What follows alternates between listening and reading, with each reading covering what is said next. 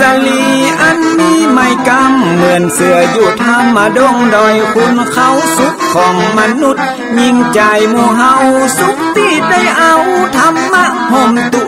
ม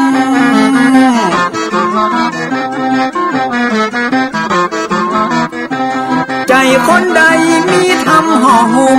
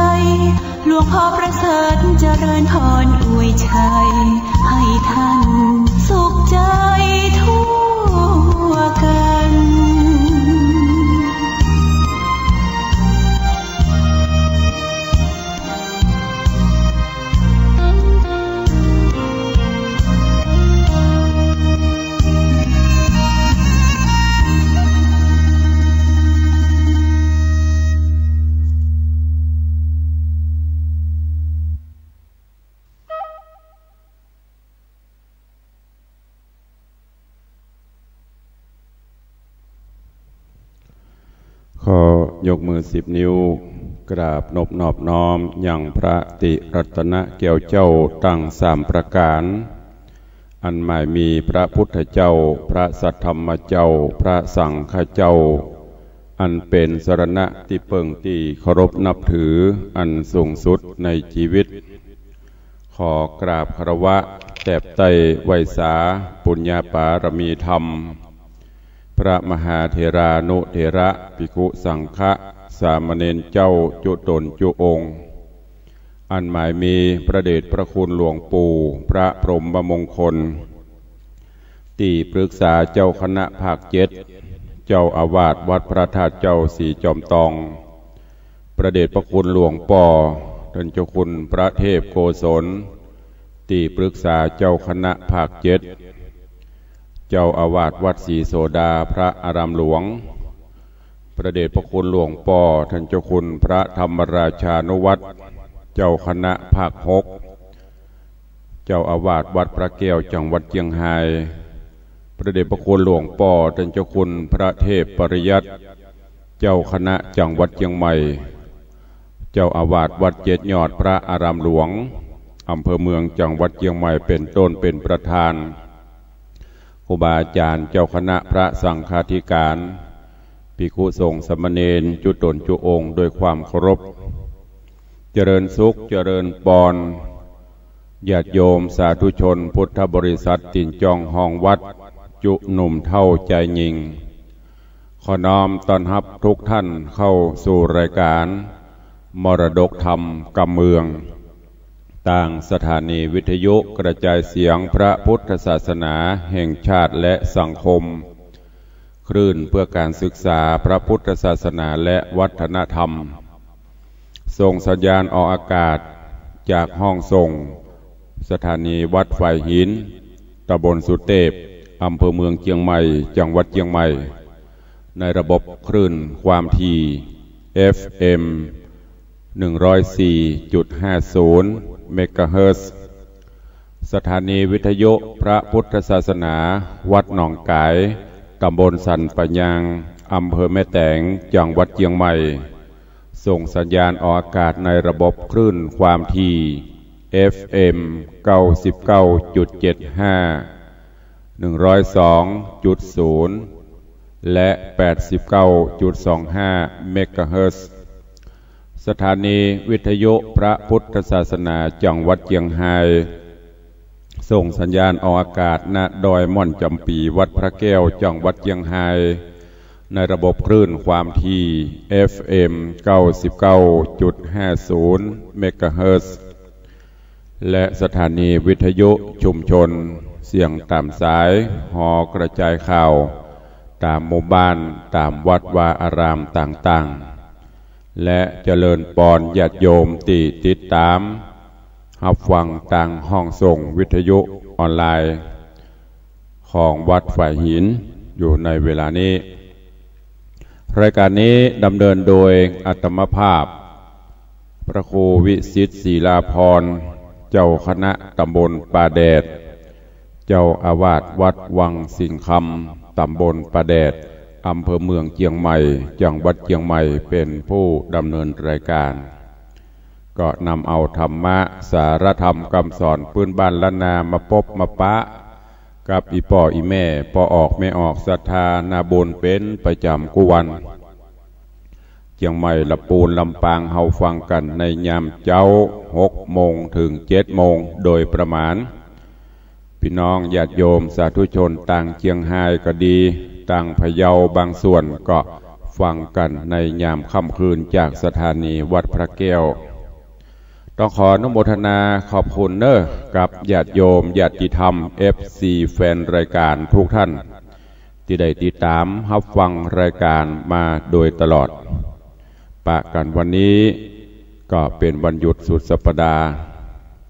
วันนี้บางท่านก็อาจจะยังบรรลุเตื้อ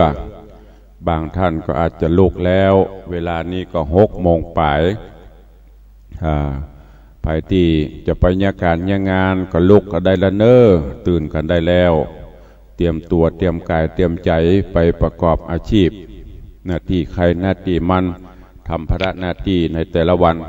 ส่วนพี่น้องที่เป็นข้าราชการวันนี้วันหยุดจะพักผ่อนยาวก็สุดแล้วแต่หรือว่าตื่นมาละตุลุงเพียวกวาดตำบ้านตำจองเนอะก็ขอคือวันนี้เป็นวันแห่งความสุขเนอะตะคืนฝนก็ตกลงมาบ่ฮู้ว่าที่ไหนตกพ่องเนอะแต่ที่ในวังนี่ตกที่วัดวังสิงคำนี่ตะคืนตกม่วนตกงานบ่มีลมตกมาเย็นสบายเจ้านี่อากาศก็เย็นสบาย ก็วันนี้ก็มาฟังกันต่อในเรื่องของบูรวงศ์หงส์อมาตย์ก็ยังประจบกันเนอะทำเรื่องนี้มีตึงมดกัน12ผูกตุลุงได้เอามาเทศน์ให้ญาติโยมทั้งหลายได้ฟังก็เป็นตอนไปเพราะว่าเวลามันก็มอกปอทำก็มีความยาวก็ต้องเอามาซอยเทศน์ไปฟังกันไปถ้าฟังยาวฟังจนอันนี้ก็จะลืมกันไปหมะสันเตียปะญาติโยมคนเฒ่าคนแก่โอ้อีแม่ฟังตุลุงตึงวันเนอะแต่งย้อนถามเด่นอันประเด็นนี้ทำเรื่องอย่างอีแม่ลืมไปละเหรอ อันเดียวกันอันบัวละวงอย่าตึกไหนเลยแม่ก็หูลืมไปละ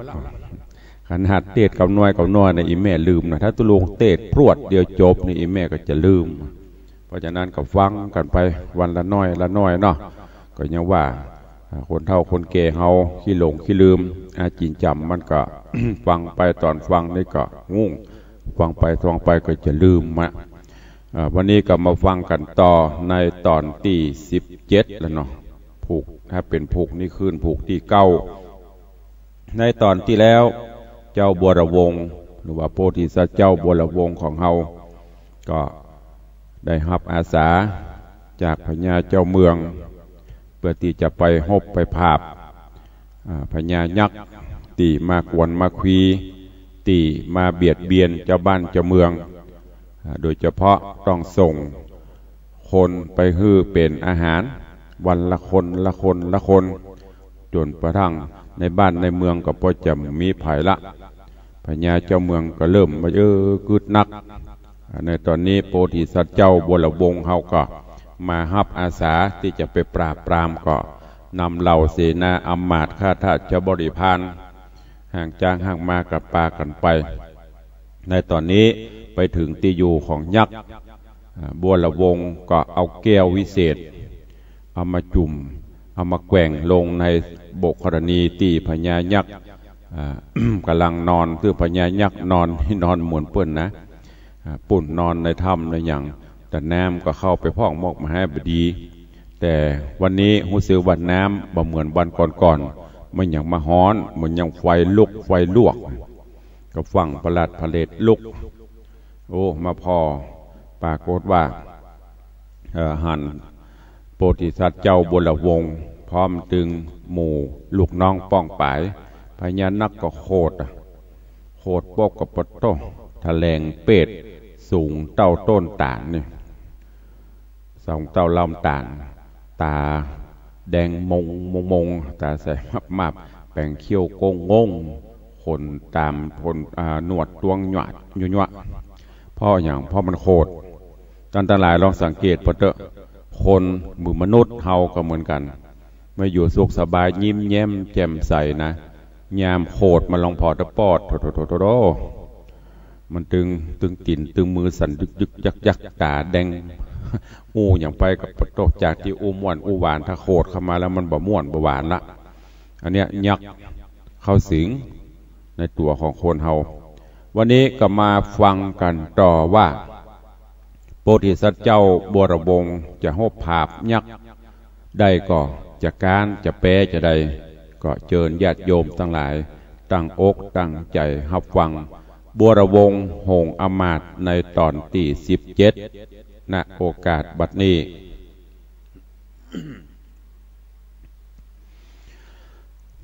นะโมตัสสะภะคะวะโตอะระหะโตสัมมาสัมพุทธัสสะ สัทธโวฟังลาโสตุจันนาสัพปุริสะตังลายดังยิงและใจหนุ่มเทาอันใดปากันเล่าทาดาวฟังยังบัวระวงหงอำมาตย์ลำดับการมาเถิงตอนที่17แล้วเนินนาเจิญศรัทธาม้วนหมู่อดทาอยู่ฟังไปใต้นานี้แหละนา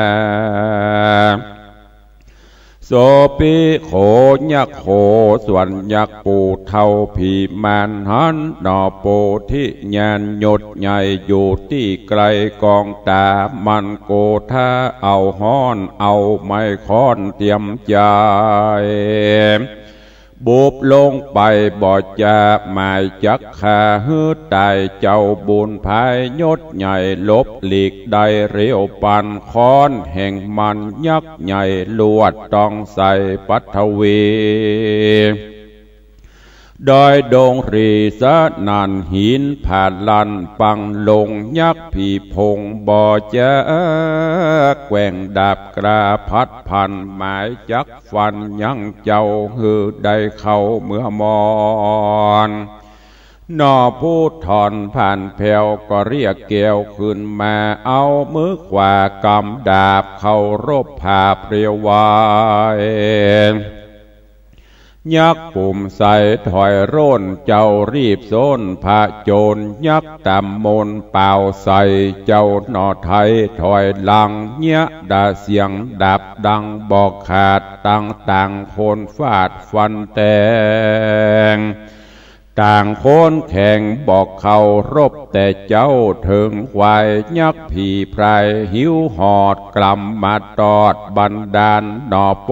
ธิญาณบุญใหญ่เต้นเข้าใส่ฟันคอยักษ์ผมงอปูดขาดล้มเต้าฟาดดินดานดังลำตาลต้นใหญ่ลมปีบไม่หักลงตัวแดนดงสะนันแผ่นดินลั่นไปไกลยักษ์ตาใส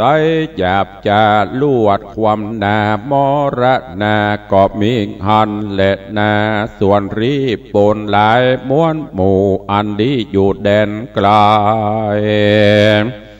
หันยักษ์ดงไพรหยาบจ้าเต้าความนาเป็นผีเขายินดีโหสาวสะนันดาวดงตันเข้าปากันจื่นสู่เล่นไปสู่เป็นสายยืนแวดยายเป็นตาปากดานว่านาวัดดุราญาคาปูท่าเอาเมืองเนเล่าอาธรรมกีนโคนนำหลายแหล่นับบ่แป้สั่งขญาจุมพระจาไพรไตฮ้อนเดือดไม่มองผ่านมาเมินนานบ่ผ่อนหลายเจนหม่อนตนกูบาดนี้ตนบุญจูยุวราชเอาดาบฟาดแต่งฟันมึงดาบขันกราพรากชีวิตจากเสียตนโจมรีปนไพร่ไตเตี้ยงจักใดเจยบานสุขสำราญคำเจ้าดังหนุ่มเท่ายิ่งใจกันเจ้าบุญภายบ่แป้เมืองเตี้ยงแผ่ไปหา ยังเศษแนบหมู่ใหญ่เมืองเตี้ยงใดกินปืนเหตุตูยืนพอเฝ้าตั้งแต่เจ้าเมินแม่ตั้งปืนอย่าดาบไว้ละมอกใหญ่ธนูสิงตูจักยิงเข้าใส่เมืองย่อมได้มรณาพ้องเอาดาบมาฝักฟาดแสงโทกปาดตามตน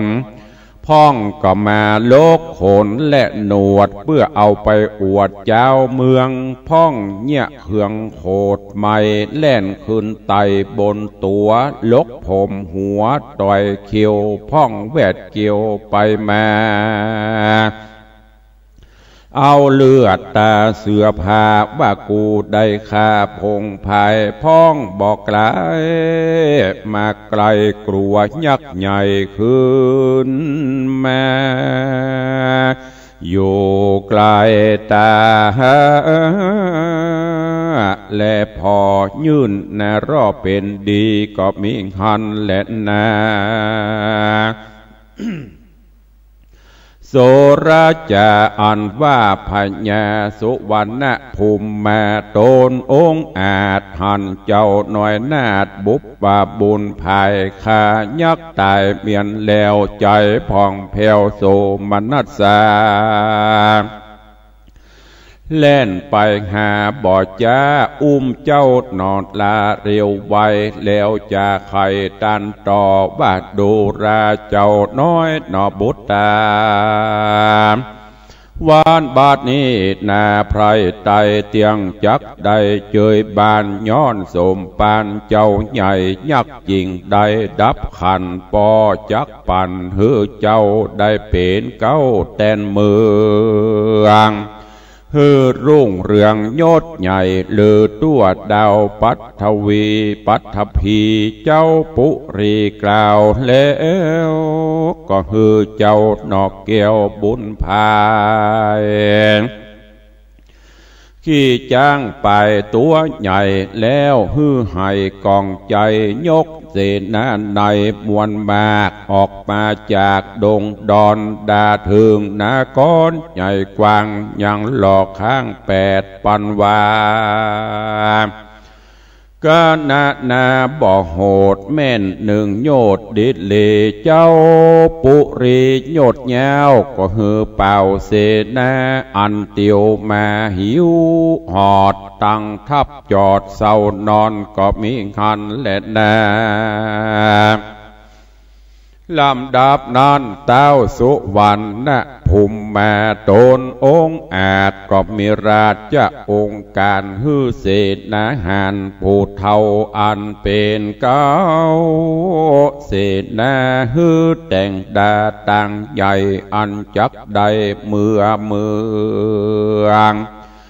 ว่าดูราเสนาเรื่องผู้แกวนเมืองจุงแลนไปปันบอกเอินกันก่อสร้างหนตั้งกว้างเปียงงาม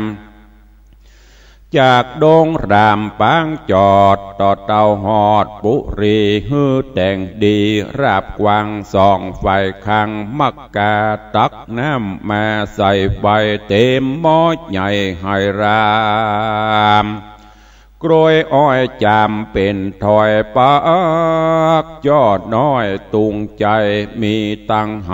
น้ำเหล่าของกินเจ้าแล้งง่ายจินปาดลายจืนเจ้าตังลูกเป้าและตาลเข้านมบานลายสิ่งพาจานายิ่งนาฮืดรีบดาแต่งใบแต่งตั้งจิมไกลต่างเตียวแล้วรีบเร็วแต่งยังหมู่จ้างไปสารตัวจัดนานสอนง่ายแล้วโยกย้ายนำมาจากปัลลาเตต้องเข้าสู่ห้องดงเรีเฮือนางเทวียอดซอยกับนางนาดน้อยที่ดาตีต้วยมายาจะแห่เจ้าฟ้าบุญภายคือตนใจนอนเอาไปเป็นเจ้าสะเวยเมืองเสนาเรืองผู้จะลาดนบโกนบก้มกราบวันตาแล้วแต่งดารีบหาวตามอาจญาเต้าจุประการก็มิหันและนาดามาทางปากาเซนโตสัทธาอาหาสัทธาสัพปัญญูยอดซอยหันบาทถอยบาลีโบสหลังมีไปแจงพระจริงแสงเตสนาวาตาโตโหโสเส นาปาโมกโคราชานังปฏิสุนิตวาดังนี้เป็นตนภิกขเวดูราภิกขุทรงตนทะรงศีลใสจื่นจ้อยใจจ่องหอยเนรปานส่วนเศษนาหารผู้เท่าอันเป็นเก้าคนนายก็เร็วไวรีบห่าวเงียตามเต้าโปร่งวางฮื้อแป่งตังกวางใหญ่ราบเปียงไข่งามดีจากโดงรีเถื่อนทองไปรอดห้องเวียงใจเสนาในอำมาตย์ปัจจาราชโยธาปะกันมามวลหมู่แป่งตังอยู่หลวงลายจังยิงใจน้อยใหญ่เข้าใจไฟเจยบานมัดเป้าตานหอยย้อยตังกล้วยอ้อยสุราตังโพจานะหลายสิ่งรสะยิ่งเอาใจจอดตุงใจหยดยดวางบททีห่างสะมือการยามลมผ่านปัดแกว่งพอจุแห่งดูงามผ้าขาวจำปูลวดผ้าแดงดาดโดยไปผ้าโกใส่ก้าใหญ่ขึงคาดไว้ไปบนผ้ากำปนแต่งซอยเป็นขายย้อยใหญ่ๆจุ่มจันลายหอมหืนหมากเมียงจื่นสุราตังจีนป่าลายหลากตังสองฝากกองตา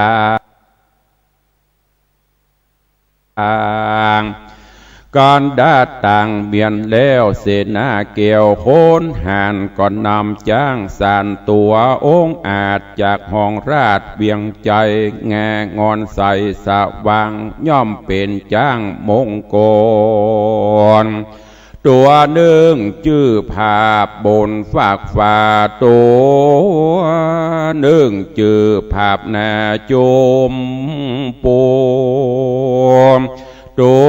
วหนึ่งจือศัตรูแลนปะแลนป้ายตัวหนึ่งจือโกงจักไก่เล็กหัวเล็กตัวหนึ่งจือวัชิลเป็กซุบสอดตัวหนึ่งจือตาหันลอดปัทเว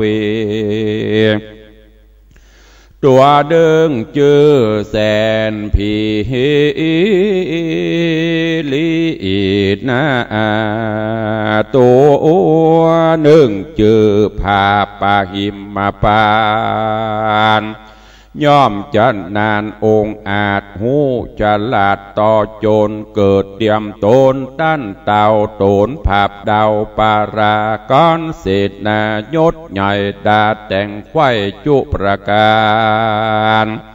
ก็โดนสารขับไว้ซึ่งนางนาถไทยเทวีกับบุตรีนอนน้อยงามชื่นจอยชื่อปทุมมาขออาราธนากลาพรากออกไปจากเวียงใจเพื่อจักไปหับตอนยังเจ้าน้อยอ่อนบัวระบงในแดนดงเถื่อนทองไกลจากห้องปลาการนาบ่โหดใดหนึ่งโยดดีลีอันเต้าภูมิเป็นเจ้ายังจอดเฝ้ากองตังก็มีหันและนาอาทาโคโหโสราชาในกาลนั้นเราเต้าเป็นเจ้าสุวรรณภูมิแม่กันเสนาผู้ใหญ่ตาดาแต่งไข่จุอันก็ฮือขอดนอคุณทันบุญกวางขึ้นขี่จ้างมงคลส่วนตวาวาโตนเต้าเจ้ากับนางนอดเนาเตวีและราชาบุตรีน้อยอ่อนงามจะจรเจียงคาน ก็ขี่จ้างสารตัวกราออกก่อนหน้านำปนจุมหมู่คนหนุ่มเทาอ้ำมาดเก้าคนในติดด้วยไปเป็นหมู่โหห้องอยู่เนืองนานก็อ่อยพายพานเตียวไตตามตังใหญ่มักกาจุ้มเศษนาใหญ่น้อยไหลหลังถอยใหญ่ใหญ่อิดที่ไหนย่างจอดกันหิวหอดหมายหายก็พันภายไต่เต้าต่อเต้าเข้าปุเรการยามดีมาควายตนเต่าไทยราชาก็อุตสาพิเศษอติเรกมงคลโยกยางโตโหนลูกเต้างามบ่อเสาปฐุมมาฮือเป็นจ้ายาร่วมคางแห่งเจ้าจ้างบัวระวงแล้วยกคงภาษาตั้งไพราชโยธาตั้งปาลาตัวดาวฮือเจ้าหนอดาวบุญมีเป็นเจ้าปุรีแตนเต้นฮือมันเก่นยาวไปก็มีหันและนาตามาทางปากาเสนโตสัทธาอาหาสัทธาสัพปัญญูยอดซอยหันบาทถอยบาลีบทหลังมีไปแจงพระจิงแสงเทศนาว่าโสราชาสหะเอกหิตุญาโพธิสัตตัสสะรัจจังนิยาเตสีดังนี้เป็นตนภิกขเวดุราภิกขุตั้งหลายอันเป็นสายอริยญาติเยื่อนักปราชญ์รงญาณส่วนเต้าผู้บานยศใหญ่เกิดเต้าไทยสุวรรณภูมิมาการยกโยธามารอดถึงที่จอดปุรีถึงยามดีมาไข่ยามโจกใหญ่ตึงตันเต้า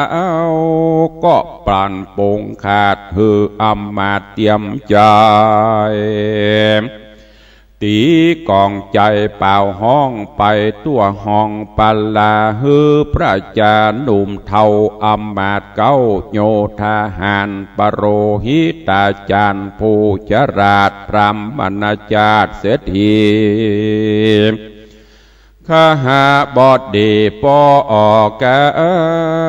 มาพร้อมหน้าหงกันจุ้มหนุ่มกันพร้อมแล้วเต้าตนแก้วสุวรรณภูมิมาก็อุตสาพิเศษอติเรกทุนควันยกหนอจอมควันจอมธรรมหนุ่มเนาฮือเป็นเจ้าภาพปุรียกโฉมสาลีลูกน้อยงามจะจ้อยจือปฐุมมาฮือเป็นจาญาแนบข้างห่วมเจ้าจางสะเวยเมืองเต้าบุญเรืองโตนป้อนางเกียวนอเตวีโหราบดีผู้เท่าอำมาตย์เก้าโยธาหารต่างใครขานปันโจกตามหนโลกเดิมอ่อนว่าหือสองนอผู้ทอนหนุ่มน้าเอาเย็นเตียงเต้าตีคาจุมโยธาพญาตยมาปาดสันดานโจรไพมันตัวหายมือจะจุงนี่จูงหลีกใหญ่เสียไก่เคราะห์จังไรตัวถอยจูงกลาดคล้อยหายโหนเคราะห์ตัวโจรไปนาเคราะห์จอมกว่าไปหลังอย่ามาปังถูกต้องในแห่งห้องอินทรีฮือมีสาลีนอดเนื้อไว้สืบเชื้อแตนเมืองเฮริทีเรื่องหยดยาวร้อยเอ็ดเต้าสมปานสุขสำราญค่ำเจ้าตราบต่อเต้าจราเ ฮือพระจ่าไพร่ไต่หายหม่นใบมองขีสำรันดีตัวดาวย้อนสมปานเต้าบังงามแดดเตอว่าอันก็มีหันแลนาโสโปธิสัตโตส่วนโปธิสัตตนองค์อาจได้อยู่ภาษาห่อใจยินมีใจเกิดหอดถึงนางยอดคารวีลูกเศรษฐีบาปเศร้าจริงบอกเล่าไข่ปานแก่เจ้าห่อจันยศใหญ่คือเต้าไทยสุวรรณภูมิมาเจ้าก็เหือเศษนาผู้ใหญ่อันตั้งไว้ต่างตนนำรีปนน้อยใหญ่น้อยตั้งคาคอยกันแย่มีนำนาลายหลากออกไปจากเวียงใจรีบเร็วไวฟังเฝ้าไปสู่ดาวกงกาน้ำนางโสภานอนเนาแงมเงื่อนฟ้านอนลางามเงื่อนฟ้าคารวีมาเป็นอากามะเหสีปังซ้ายห่วมซ้อนใต้นางปฐุมแม่หนอพุทธายศใหญ่บ่บาดไม่มองผ่า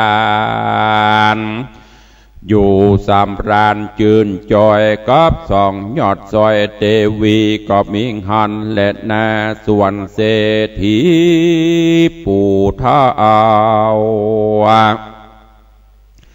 ใจบาปเศร้าอาธรรมเสียแก้วกาดนำกว่าจ้อยซ้ำเสียลูกน้อยคารวีเป็นตุกขี่ลายแหล่บ่จ้างแก่ไปใด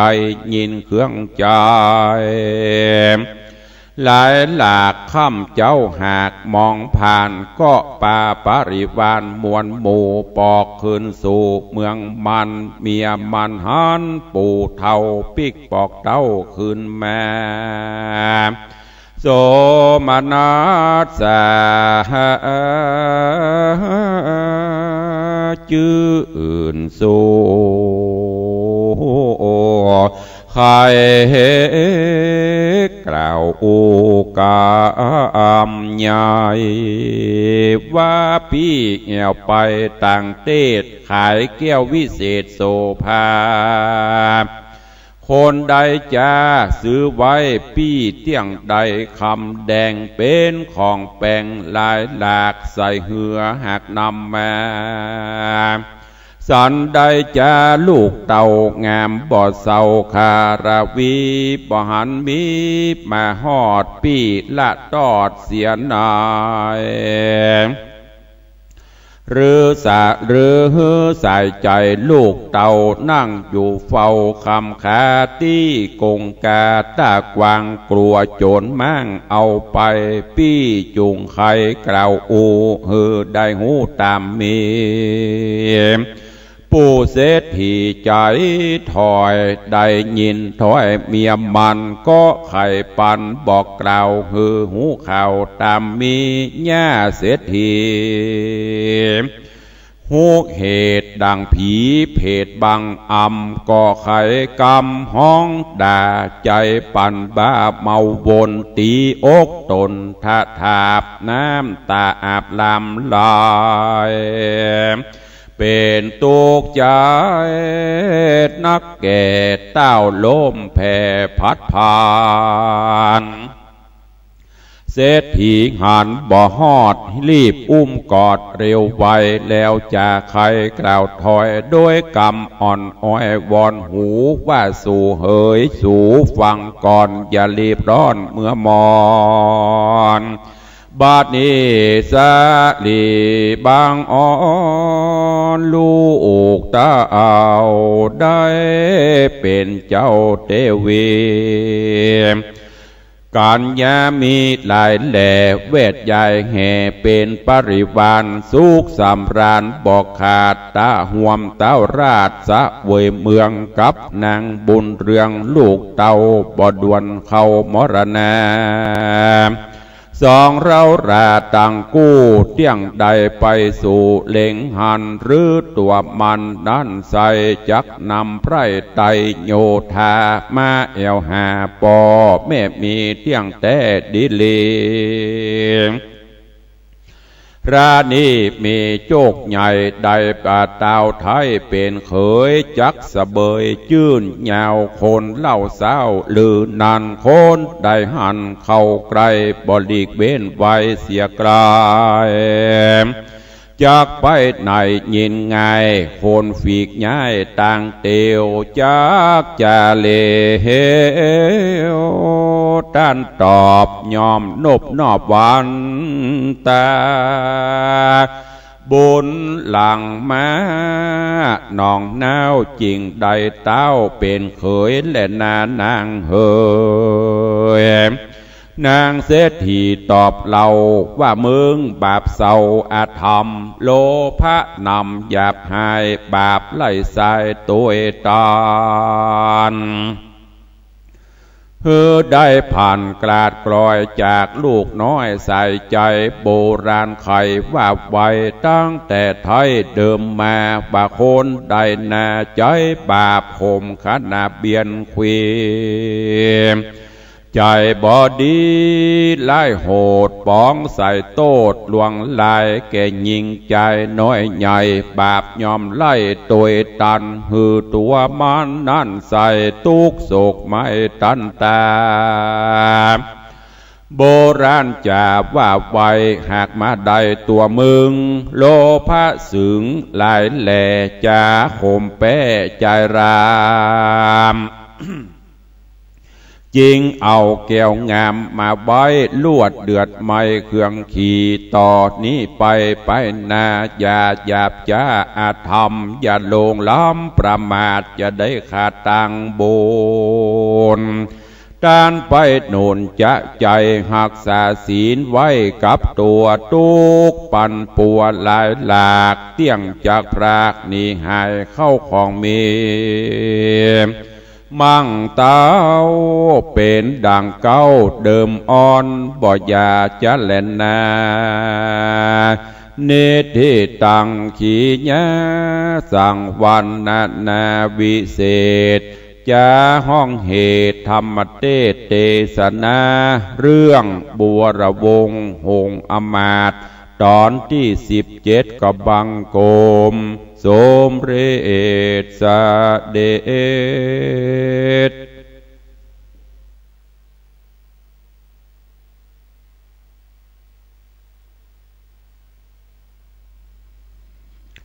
ก็จบลงไปแห่มตอนหนึ่งบัวระวงหงอมาตย์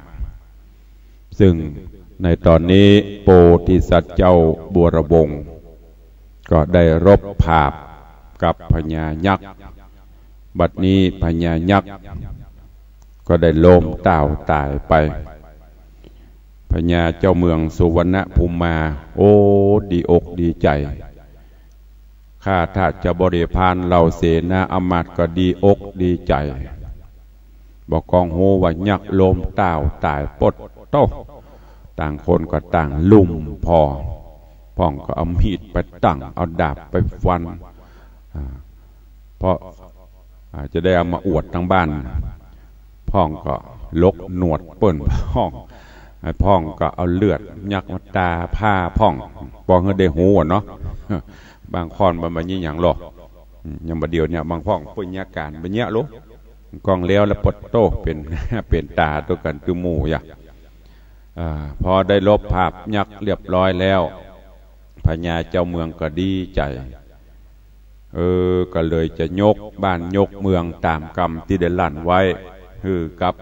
โพธิสัตว์เจ้าบัวระวงได้ปกครองต่อก็เลยสั่งเหล่าเสนาอมาตย์ข้าทาสจะบริพารป้ากันแต่งห้างปรับหนตางจากในดงพนาป่าไม้เข้าบ้านเข้าเมืองเนอะตีในมันดอนมันอย่างก็ปรับอย่างมันเสมอเลียดเกลี้ยงเหมือนอย่างหน้ากองใจแล้วก็สั่งปัดเจ้าบ้านเจ้าเมืองประดับประดาหนตางมีหม้อน้ำหม้ออย่างกระตั้งไว้ตั้งหน้าบ้าน ตลอดจนปักจ่อปักตุงขัดราชวัตรฮับเจ้าเมืององค์ใหม่จะเข้าบ้านเข้าเมืองเนี่ยมันมาถึงจนถึงปัจจุบันเนี่ยญาติโยมทั้งหลายในอดีตการปัญญาเจ้าเมืองการหรือว่าเพิ่นมีการกินใหญ่เฉลิมฉลองเพิ่นก็ตกแต่งมาจนถึงการรับปัจจุบันเนี่ยเวลาเจ้าฟ้าเจ้าแผ่นดินไปที่ไหนอย่างพระบาทสมเด็จพระเจ้าอยู่หัวเฮาเสด็จก็ดีในหลวงรัชกาลที่10เพิ่นเสด็จก็ดีเนี่ยเพิ่นก็จะประดับประดาโต๊ะแต่งให้สมพระเกียรติเหมือนเดียวกันเนี่ยโพธิสัตว์เจ้าจะได้ขึ้นเป็นเจ้าบ้านเจ้าเมืองละตอนนี้ก็เข้าบ้านเข้าเมืองอยู่บ้านอยู่เมืองเป็นที่เรียบร้อยเสวยสุขละหลังจากที่ได้รับทุกขเวทนามาโพธิสัตว์เจ้าบัวระวงก็ได้อยู่กับปทุมมาประเมินบรรดาลก็ขึ้นหอดขึ้นถึงหาคารวีอันเป็นลูกสาวของปู่เศรษฐีก็บอกกล่าวพญาเจ้าเมืองสุวรรณภูมิมาก็คือเสนาอมาตย์ไปเอาตนตัวของคารวีมาเป็นมเหสีน้อยมเหสีซ้ายปทุมมาเป็นเมียหลวงเมียดูตังขวาโดยตัวกันด้วยความผาสุกลมเย็นส่วนปู่เศรษฐีก็ต้องปีกบ้านปีกจองพอไปถึงบ้านถึงจองเมียหรือแม่เศรษฐีดีใจได้หารลมโมทีนะบ่ฮู้เรื่องราวตลอดก็ถามพอฮู้ว่าปีกมาแล้วก็ดีใจถามว่าโอ้ไปขายครัวถ้าจะรวยถ้าจะได้นักขายมดขายเสี่ยงเนาะถามไปทำมาลูกสาวเขามีไหนก็ว่าสู่เขามันเฝ้าเงินเฝ้าคำในเหือจ้าปู่เศรษฐีก็ตอบซื่อๆบอกซื่อๆไปโปโตกันนี้จากที่ดีใจเป็นโคตรโดนด่าเนี่ยหันละความโลภโมโทสันหันเปิ่นมีใครได้หันเปิ่นขี้ไล่ดูแควนของเปิ่นหูของตัวบ่หูใส่โตดใส่ตาหลบเอาของเปิ่นมาเป็นของตัวสุดท้ายมาเป็นจะได้พ่องหูละกาแม่เศรษฐีก็เดือดร้อนเรื่องราวจะเป็นจะได้ก้อยติดตามท่าฟังไปในบัวระวงโหงอมาตย์ในตอนต่อไปวันนี้ก็ขอโปร่งวางไว้แต่เพียงเต้าอี้ก่อนเนอะวันนี้ญาติโยมทั้งหลายกิจการงานตามวัดวาอารามต่างๆตามที่หูวันนี้ที่ครูบาอาจารย์เปิ่นฝากข่าวมาวันนี้ที่วัดป่าเป้านอกตำบลประแดดอำเภอเมืองจังหวัดเชียงใหม่ก็จะมีงานทำบุญสะเดาะเคราะห์สืบชะตาในโอกาสมหาสงกรานต์งานประจำปีโดยและส่งน้ำกูอาทิหลวงป่อท่านพระครูสุคนจันทนคุณอดีตเจ้าคณะตำบลประแดดวันนี้จะเป็นพิธีสืบสะเดาะเคราะห์เนอะวันพุธจะเป็นพิธีสืบโหราชตาก็เชิญไปร่วมกันเนอะที่วัดลอยเคราะห์ตำบลจังกรานก็เช่นเดียวกันวันนี้ก็จะมีงานทำบุญสะเดาะเคราะห์เลาะนามเฮือญาติโยมทั้งหลายวันพุธจะเป็นงานทำบุญสืบชะตาหลวงก็เชิญไปร่วมกันได้แล้วก็ที่วัดแสนฝางก็เช่นเดียวกันวันนี้ในภาคค่ำภาคบ่ายวันนี้ก็จะมีพิธีสะเดาะนพเคราะห์แล้วก็วันพุธก็จะเป็นพิธีสืบโหราชตาเชิญไปร่วมกินร่วมทานด้วยกันเนอะที่วัดอินทขีนก็มีงานป่วยหลวงฉลองกุฏิสงฆ์ธรรมเสนาบดีแต่ว่ามีพิธีเริ่มเปิดป้ายกุฏิแห่ขัวกินขัวตานเข้าละวันนี้ก็ถ้าจะวันนี้ก็แห่งวันหนึ่งก็เชิญญาติโยมทั้งหลายไปร่วมกันเนอะท้ายรายการวันนี้ก็ขออนุโมทนาบุญขอบคุณกับญาติโยมที่ได้ร่วมโมทนาในการสร้างห้องปลดทุกข์หรือว่าห้องน้ำห้องสุขาเนอะตะวันนี้ขอขอบคุณอนุโมทนาบุญกับโยมแม่คำใสโยมบุตรสพรคัตติยะบ้านยังเป่าตำบลสันปะหวานหางดงเขานี่ก็ใกล้วัดวังสิงคำนี่แต่ว่า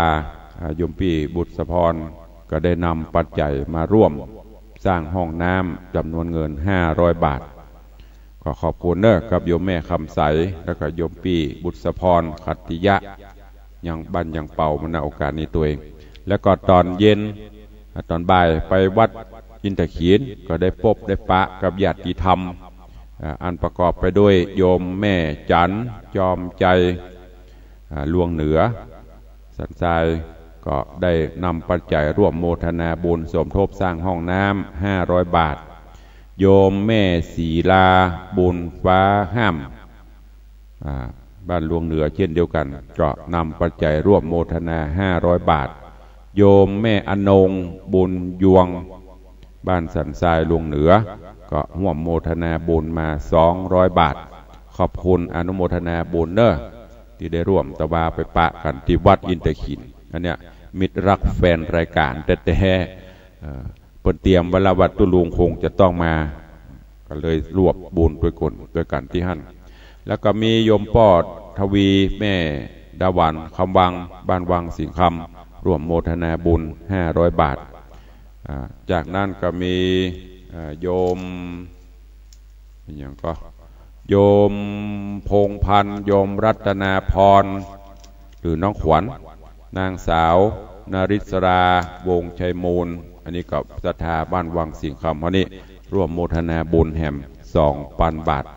ขออนุโมทนาบุญขอบคุณเนอะกับญาติโยมที่ได้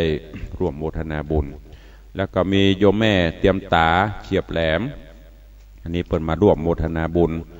มาดำหัวดำเก้าตัวเองนำปัจจัยแถม1,000 กว่าบาท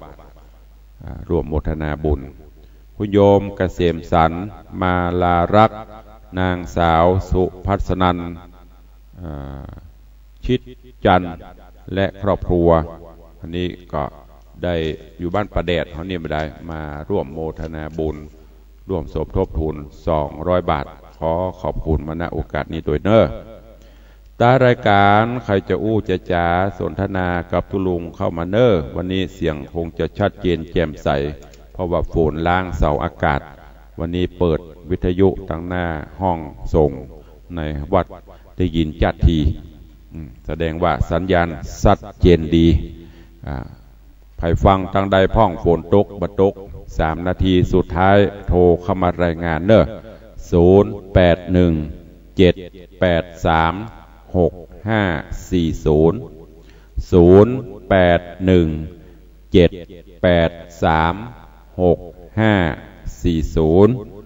เข้ามาอู้มาจาได้รายการรายงานตัวฟังรายการอยู่ก่อหรือจะร่วมโมทนาบุญในการสร้างห้องปลดทุกข์กับตุลุงก็เจริญปอนเจริญเนอะสายแรกวันนี้จะมาจากที่ไหนตั้งใดจ้าเจริญปอนจากทางใดเอ่ยสัญญาณชัดเนาะวันนี้สาธุสาธุสาธุเนอะรับม่วนเนาะรับม่วนเนาะมาเจ้าเลยขี้ขานลุกฟังธรรมล่ะ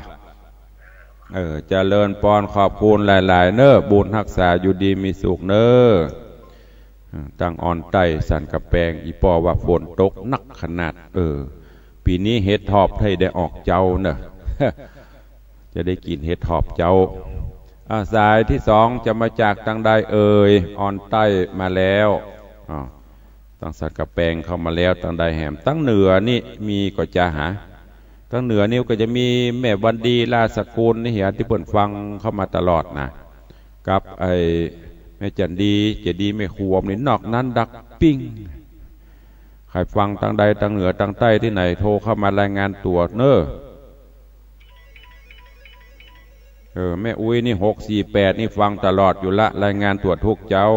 ขอบคุณอีแม่นี่มันเป็นยาฟังตลอดอยู่ละถ้าขึ้นมา648นี่มันมีไผเพราะมันได้ไปไหนเนาะก็เลยต้องฟังตุลุงแล้วเจ้านี้ใส่การทำตะใดละใส่มาใดเอาที่ปะเวกะขอบคุณเอาอย่างก็เนี่ยลืมอีแม่ชื่ออย่างก็แม่อย่างก็เด็กหญิงแสงคำใจบุญกะ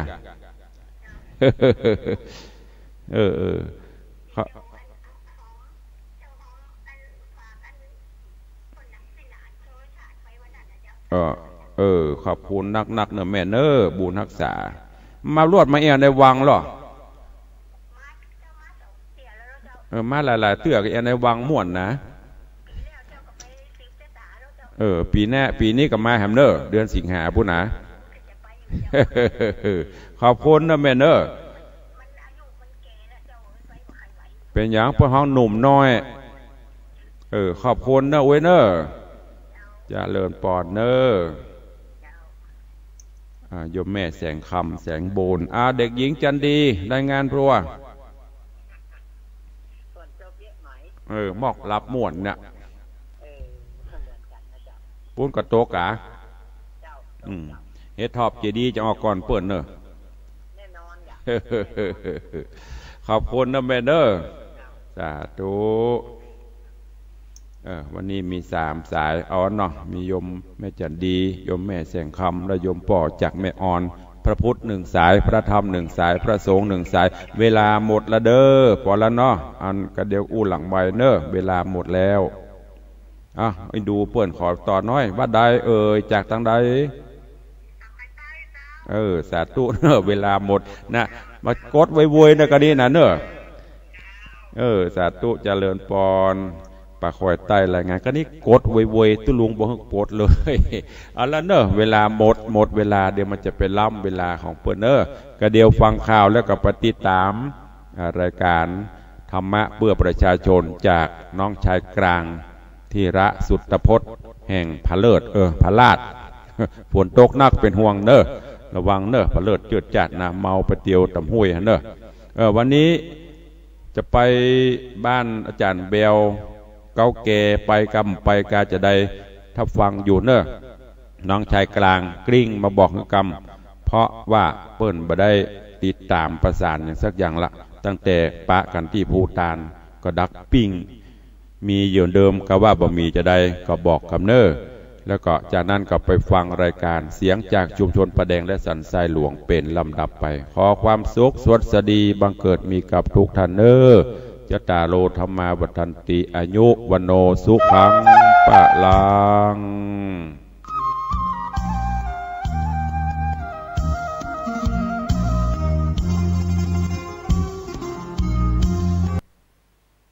ได้พระราชาธิบดีวินเลมอเล็กซานเดอร์แห่งเนเธอร์แลนด์กรุงเฮกในโอกาสวันคล้ายวันพระราชสมภพของฝ่าพระบาทหม่อมฉันมีความยินดีอย่างยิ่งที่จะขอถวายพระพรชัยมงคลและความปรารถนาดีอย่างจริงใจเพื่อฝ่าพระบาททรงมีพระพรานามัยสมบูรณ์และทรงพระเกษมสำราญทั้งเพื่อความสำเร็จของประชาชนและความวัฒนาถาวรของราชอาณาจักรเนเธอร์แลนด์หม่อมฉันมีความชื่นชมในสัมพันธไมตรีระหว่างพระราชวงศ์และประเทศของเราทั้งสองและเชื่อมั่นว่าความสัมพันธ์ฉันมิตรและความร่วมมือที่มีมาอย่างใกล้ชิดระหว่างประเทศของเราจะกระชับแน่นต่อไป